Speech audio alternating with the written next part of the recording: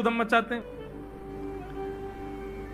नहा धो करके ठाकुर जी सवेरे तैयार होते हैं, सबसे पहले गैयाओं के पास जाते हैं। मैया कहवे लाला नहा धो के सबसे पहले गैयान को प्रणाम करवे जा, गैयान को स्पर्श कर फिर कछु करियो।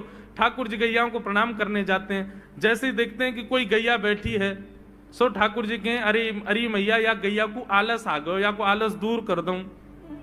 सो बैठी हुई गैया के ठाकुर जी सींग पकड़ लेते हैं और सींग पकड़ करके अपनी ओर खींचते हैं। दूसरी तरफ से सींग बलराम जी पकड़ लेते हैं। अब ऐसे सींग पकड़ करके ऐसे ऐसे गैया के सींग हिलाते हैं।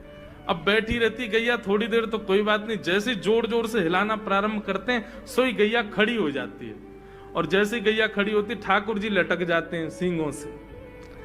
अब ठाकुर जी को तो बढ़िया झूला बन गया, गैया की सींगन पर झूल रहे हैं। थोड़ी देर तो गैया इधर से उधर ठाकुर जी को झुलाती रहती है, लेकिन थोड़ी देर बाद जैसे ही ठाकुर जी की पकड़ कमजोर होती है, गैया को पता चल जाए कि अब लाला गिरवे वार है। सो गैया भी इतनी चतुर कि वो गोबर में ही जाके खड़ी हो गए। ठाकुर जी के ने आगे को चल, मैं गोबर में है जाऊंगा। गैया के ना अब तो मैं यहीं खड़ी रहूंगी, तुम गोबर में ही गिरो।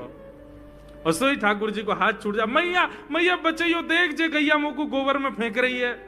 अब मैया जब तक बचावे आवे तब तक तो लाल जी के हाथ छूट जाएं और ठाकुर जी गले गले तक गोबर के ढेर में जाके गिर जाएं।